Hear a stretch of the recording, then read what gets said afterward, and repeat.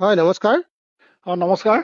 ইতিমধ্যে জুবিন গাৰ্গৰ মৃত্যুৰ সন্দৰ্ভত আপোনাৰ বক্তব্য সামাজিক মাধ্যমৰ যোগেদি যথেষ্ট প্ৰচাৰ হ'ল আৰু ৰাইজে আপোনাৰ মতামতখিনিক লৈ বহুতো ধৰণৰ সহমত প্ৰকাশ কৰি তেওঁলোকে মতামত আগবঢ়াইছে। ইতিমধ্যে SIT কথাখিনি প্ৰকাশ পাইছে যোৱাকালি কথাখিনি। এই সন্দৰ্ভত আপুনি কিবা ক'বলগীয়া আছে নেকি জুবিন গাৰ্গৰ মৃত্যুৰ সন্দৰ্ভত ন্যায়ৰ ক্ষেত্ৰত? ন্যায়ৰ ক্ষেত্ৰত ক'বলৈ গ'লে জুবিন গাৰ্গৰ ন্যায় ক্ষেত্ৰত দাবী কৰি অহা অসমৰ জনতাই, অসমবাসীয়ে জুবিন গাৰ্গৰ অনুৰাগী হয়, মানে বেয়াকৈ ব্যৰ্থ হৈছে। এই যুঁজখনত ব্যৰ্থ হৈছে। মই ক'ম যে ব্যৰ্থ হৈছে, ছাকচেছ হোৱা নাই। যিহেতু ন্যায় লাগে মুখ্যমন্ত্ৰীয়ে ক'লে ন্যায় মই দিম কৈ থাকিলে চবে মুখ্যমন্ত্ৰীলৈ বাট চাই থাকিলে। CBIৰ কাৰণে জোৰ জুলুম নকৰিলে, জোৰকে নধৰিলে অসমবাসীয়ে। সেইটো কাৰণে এতিয়া কি হ'ল, চাৰ্জশ্বিটখন যে জমা দিলে, ঠিক আছে মুখ্যমন্ত্ৰীয়ে ক'লে যে হত্যা কৰিছে। মুখ্যমন্ত্ৰীয়ে নালাগে, যিকেইজনে হত্যা কৰিছে সেইকেইজনে যদি কয় যে হয় আমি হত্যা কৰিছিলো, SIT আগত ক'লে বাৰু হয় আমি হত্যা কৰিছিলো, কিন্তু কোৰ্টত মানি নলয়। সেই কথাটো মানি নলয় তেওঁলোকে যেতিয়ালৈকে সাক্ষীয়ে নক'ব। তুমি এটা মানুহক গৈ মই মাৰিছিলো বুলি ক'লে তুমি থানাত ক'ব যে হয় মই মাৰিছিলো। তুমি কোৰ্টত গৈ পিনে আকৌ উল্টা হ'ব পাৰা যে নহয় পুলিচৰ মাৰৰ ভয়তহে মই কৈছিলো, আমি হত্যা কৰা নাই। এতিয়া চাৰ্জশ্বিটখনত মানে গোটেইখন সুৰুঙা থৈ দিছে বাচিবৰ কাৰণে। বেবেৰ ৰং কিছুমান এখন আলটু ফাল্টু কিছুমান ইয়াত কেছ ভৰাই পেলাই নি দীঘলীয়া কৰি পেলালে। বছৰ ধৰি এটা চলি থাকিব। এইবিলাক ইমানটো কৰিব লাগিছিলে নহয়। জুবিন গাৰ্গক কেনেকে মাৰিলে, কোনে মাৰিলে, কেলে মাৰিলে, তিনিটা কথাত চাৰ্জশ্বিট 5খন চাৰ্জশ্বিট বনালে হয়। আমি বহুত কেছ ধৰিছো তেনেকুৱা। আমি এটা কেছ ধৰিলে মানে আমিতো প্লেচ অফ অকাৰেঞ্চটো আমি কৰিব নোৱাৰো। আমি পুলিচক য'ত কেছ দিম, যিখন থানাত আমি কেছ দিম, পিছদিনাখন গৈ পুলিচক লগত লৈ বা পুলিচে আমাক নিজে মাতি নিব যে সেই প্লেচটো চাবলৈ যাব। সেই প্লেচটোত গৈ পেলাই গোটেই ড্ৰয়িং বনাব, ক'ত ধৰিলে, ক'ত মাৰিলে, কেনেকে কি হৈছিলে, তাৰপিছত কেছটো হ'ব, তাৰ এগেইনষ্টতো তাৰ শাস্তি হ'ব ন। এতিয়া কথা সেইটোতো প্লেচ অফ অকাৰেঞ্চত নায়েই, তাৰ আয়ো যোৱাই নাই তালৈ। কোনো পধ্যেই এইটো পাছত গৈ পেলাই ফাঁচি নহয়গে। এইটো অসমৰ ৰাইজে ব্যৰ্থ হৈছে এইটো কাৰণে যে CBIক দিব নোৱাৰিলে। কি হ'ব বুলি ভাবিছে আপুনি? বিজেপি অপজিট পাৰ্টি হওক, সংগঠন হওক, ৰাইজ হওক, জুবিন গাৰ্গৰ অনুৰাগীসকল হওক, CBIক দিবলৈ গোটেইখনে যদি লাগিলে হলে, CBIক দিয়া হলে গোটেইখন কথা ওলাই গ'লহেঁতেন। এতিয়া লুকুৱাবলৈকে গোটেই চাৰ্জশ্বিটখন লুকুৱাবলৈকে কৰিলে। কথাবোৰ লুকুৱাবলৈ কোনোবা বাচিবলৈ সেইখনে কৰিলে ন।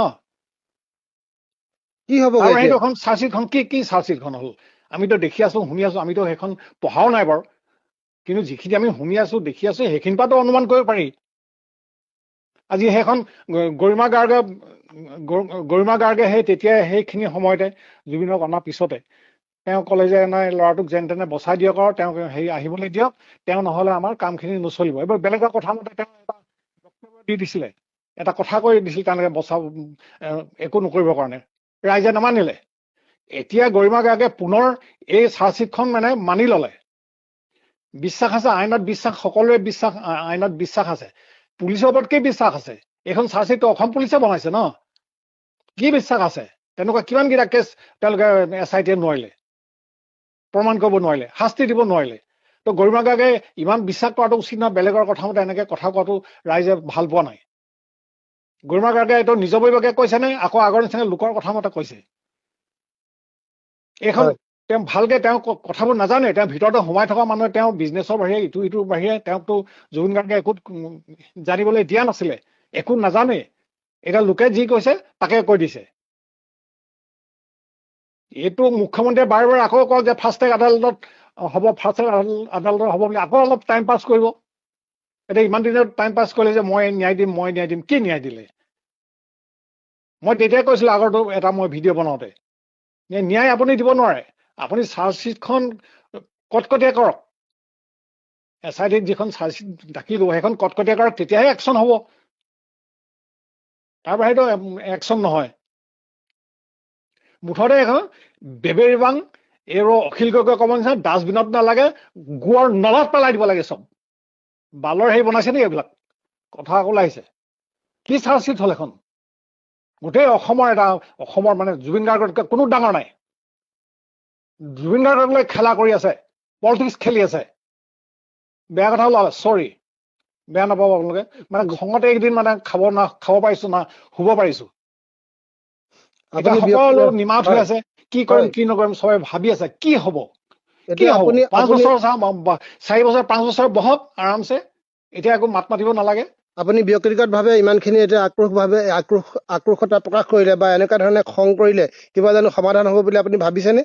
নাই, মোৰ মোৰ মোৰ মোৰ মোৰ মোৰ মোৰ কথা কৈছো, মোৰ অন্তৰত মই যিটো হৈছে মোৰ কথা কৈছো, মই ৰাইজৰ কথা কোৱা নাই। আপুনি ইমান আপোনাৰ ডিপাৰ্টমেণ্টত বহুত আজিলৈকে মানে পুলিচ এইটো কি চোৰ ধৰিলে, ডকাইত ধৰিলে আৰু তেনেধৰণে শাস্তি দিলে, বিভিন্ন ধৰণৰ কাম কৰিলে, সেই অভিজ্ঞতাৰ পৰা আপুনি ইমান ক্ষোভিত হৈছে। আপুনি এইটো কাম আপুনি নহ'ব বুলি ভাবিছে? জুবিন গাৰ্গৰ এইটো ন্যায় নহ'বই নেকি? চিয়ৰ ন্যায় কেনেকে হ'ব? ন্যায়টো মানে ন্যায় মানে কি? ন্যায় মানে যিকোনো শাস্তি দিলে ন্যায় হ'ব নেকি? আমাক ফাঁচি লাগে ন। ন্যায় মানে কি? কালি যাৱজ্জীৱন জেল দিব, অন্য কিবা দিব, তেনেকে নহ'ব নহয়। ফাঁচি হ'ব লাগিব, সেইটোৱে আমাৰ ন্যায় লাগে। সেই ফাঁচি দিবলৈ যাওঁতে ন্যায়খিনি যিবিলাক চাৰ্জশ্বিটত যিবোৰ লিখিছে, এইবিলাকতো ফাঁচি নহ'ব নহয়। কিন্তু সম্ভৱ নেকি ফাঁচি হোৱাটো? ইমান সহজ নহয়। 12,000 পৃষ্ঠা নে কিমান টোটেল? 12,000 নালাগে, 12 লাখ কৰক, 3 পৃষ্ঠাতে সিহঁতৰ একশ্যন হৈ যাব। কি কাৰণে ইমানকে বনালে? এইবিলাক হ'ল টাইম পাছ। ইলেকশ্যনটো পাৰ কৰিলে এইবোৰ টাইম পাছ। গম পালে নাই? আপোনালোকে এইটো নাজানে, ভালকে জানিলেও আপোনালোকে নকয় নহয়। ক'লেও দিগদাৰী, ক'বলৈও দিগদাৰী। আমি কালো কেয়াৰ নকৰো ন ক'বলৈ।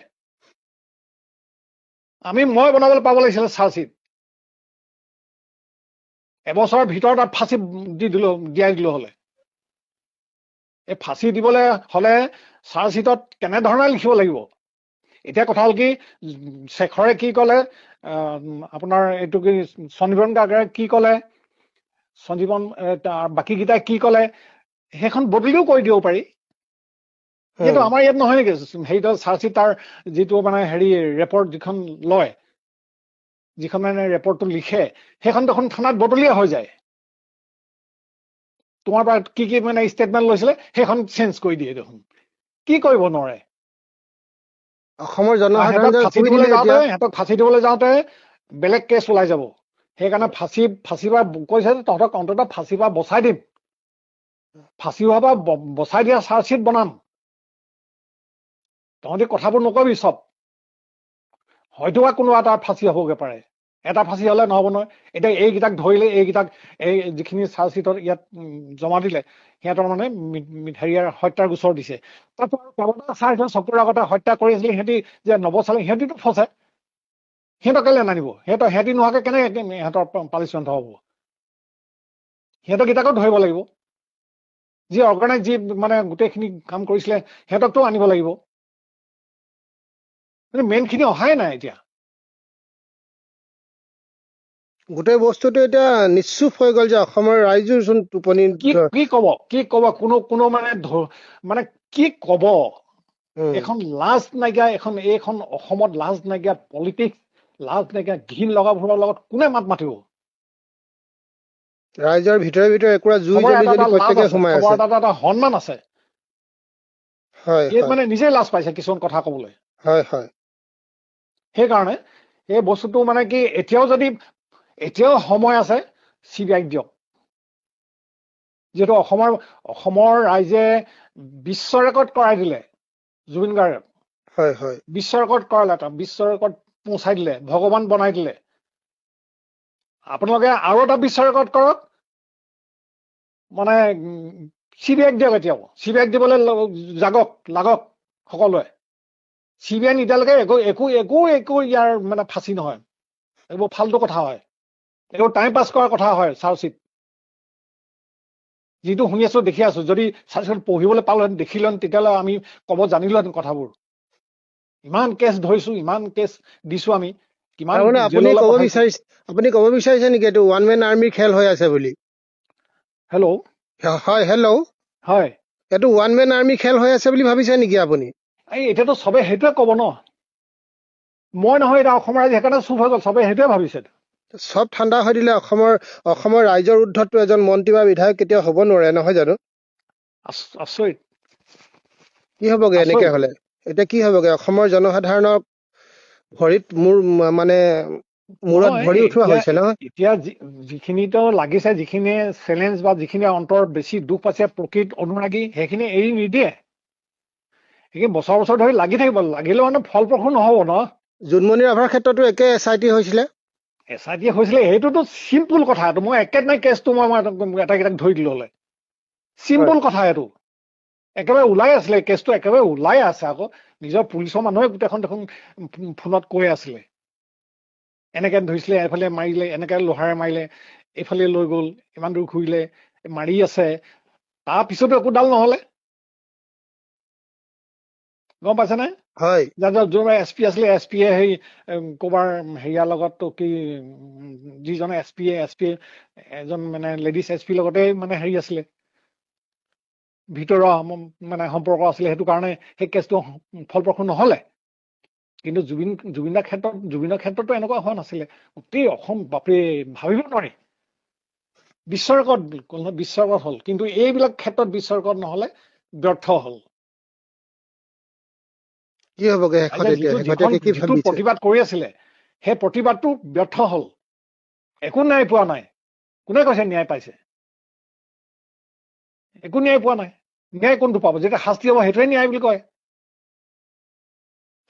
এইটো জখলা বহুত দীঘল কৰি পেলালে, চব টাইম পাছ।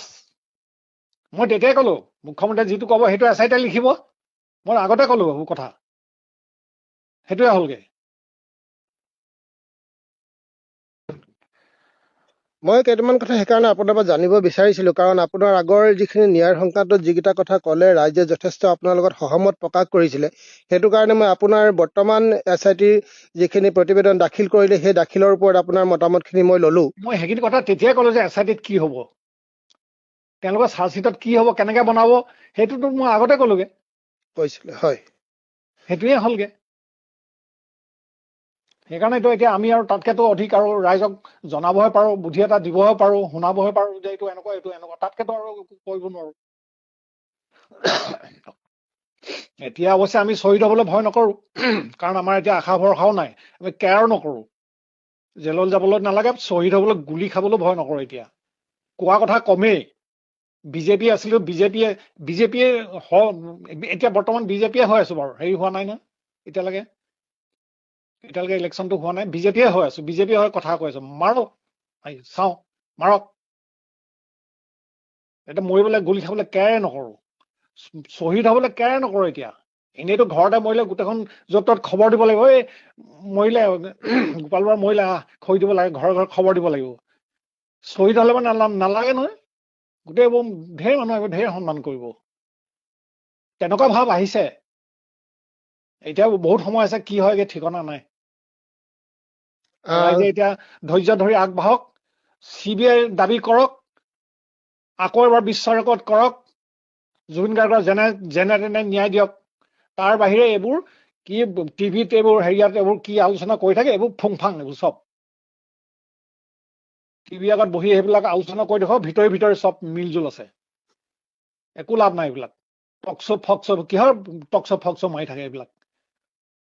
এটা কব, এটা কাটিব, এটা কব, এটা কাটিব। বিজেপি এটা বহিব, সেইটো হালা কৰিয়ে পঠিয়াই দিয়ে সময়টো। তেনেকে নহয়। CBI চবে কওক যে CBI এতিয়াও লাগে, CBI দাবী কৰক।